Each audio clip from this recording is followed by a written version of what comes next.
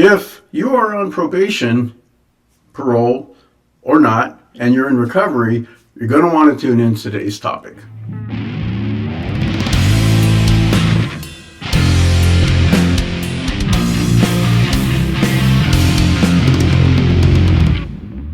Hi, my name is Charlie Chuibaka, the host of Red World Journeys. Today, I'd like to talk to you about the legal system versus the justice system, and your legal freedom as well too. So if you're a person in recovery and you're on probation, pretrial, or whatever, even if you're free, this is a real important topic. Legal system versus the justice system. That one's actually really easy to explore. If you get into some kind of legal hubbub, or you're on probation, or you do the same crime as somebody else and you have to do a little jail time and they actually get probation, or they get off scot-free. It's because, the justice system, if you're looking for justice, you're not going to find justice, because it's not really a justice system, it's a legal system. There's been a few times working in behavioral health, working at places where, I was helping people with their probation. We had the contracts for pretrial, probation, state, federal, whatever, or DWI courts also. And somebody would say, take a UA. They're in line to take their UA at probation. And the person in front of them, they know. And that person they overhear is their UA's dirty. And they let them go. And you're like, wow, man, well, And then say your UA turns up dirty, or maybe even not dirty, say it turns up that you flushed, which means you just drink a lot of water. It's really a ridiculous thing. And you're like, well, hey, man, do you just let them go? And they were dirty. Mine was just flush. I just drink a lot of water. And then you get held.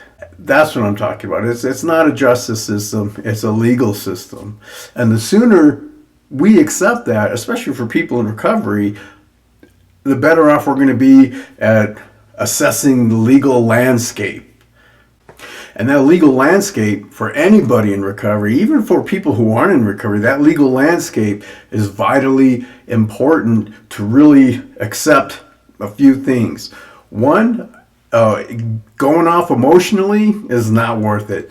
I know in therapy they always say, don't tell somebody to calm down.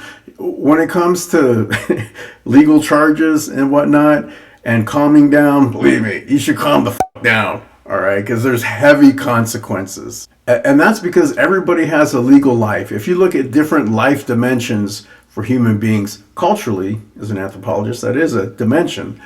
Everybody has a legal life, rich, poor, no matter what their ethnic class. Even in other countries, in third world countries, everybody knows there's a right and a wrong. And there's possibly legal consequences for bad or ill legal behavior. So for people in recovery, oftentimes, whether you're on probation or not, but especially if you're on probation, we really have to guard and protect our legal freedom. Because without that, our world will truly turn to a world of shit. If you're a person in recovery and you're on probation and you're hanging out with your old crowd, whether they be family, cousins, or friends, and they get busted, you're not drinking or using, but something happens where the cops come over and they're partying. You know what? You're on probation. You're not supposed to be around any kind of illicit substances whatsoever. You're getting arrested. That's a probation violation. You got no business hanging out with that old crowd because you have a legal life. Your legal freedom is a big part of your recovery. You have to guard and protect that. Or if, say, you're in a dysfunctional relationship, you come out of treatment and your partner is pushing your buttons to get an emotional reaction out of you where they can control you, then you know what? There's a possible domestic violence charge. You got to really explore, is this relationship really worth it? Now, as a behavioral health person, we absolutely do not tell people what to do with their relationship. But we can ask open-ended questions so you can assess that for yourself. Another example of what we'll call mastering your emotions and staying calm would be road rage. That's a great one. Say somebody brandishes a weapon at you, or say you have an anger management problem and you're the one, you brandish a weapon at somebody else. You're new in recovery, you're dealing with a lot of anger issues, maybe just out of rehab yourself. you're not on probation. You've never been charged with anything in your life. But if you brandish that weapon at somebody else, you're really going to be held liable. To give you an example of how far this can go here in Albuquerque, New Mexico, it was some time ago, I think it was like in 2006, a while ago, there was a guy at a Walmart. He had a CCW license. He was carrying a firearm concealed legally. And at this particular Walmart, while he was in line, there was a dispute between a person checking out and the person working the counter. And they happened to be a couple, a dysfunctional relationship playing out right there. So the guy, what was he doing? He had a knife and he was stabbing his partner. I don't know if they were married or not, a girlfriend or whatever, but he was stabbing her, and it wasn't like a tiny blade. He was really stabbing. He was going to kill her. So what does this person do? He pulls out his weapon, he shoots the guy with a knife and kills him. The aftermath of that legally, in the legal world, just to see a lawyer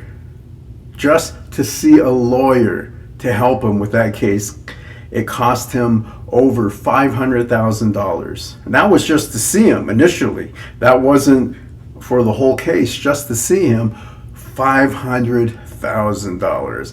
I don't know about you, but I ain't got no $500,000 to toss at no legal stuff like that. So guarding and protecting your legal life can really take you a long way in your recovery. If you're on probation and you really want to change your life, and say you're going to get into college and then you have a probation violation, oops, guess what? You're not going to college.